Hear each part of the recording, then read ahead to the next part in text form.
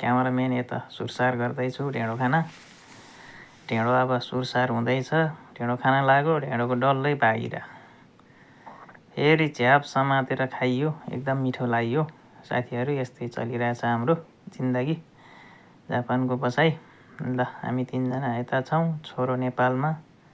एकदम सम्झना छ सबैलाई, छोरोलाई, सबै आफन्तहरू, इष्टमित्र, दाजुभाइ, साथीभाइ सबैलाई। ल छोरी भात खाँदैछन्। हाम्रो चाहिँ यसरी चलिरहेछ है साथीहरू। ल जापानको बसाइ यस्तै छ, दुःख सुख घर छोडेर आइयो, यतातिर आएर यसरी बसिरहेछन्। ल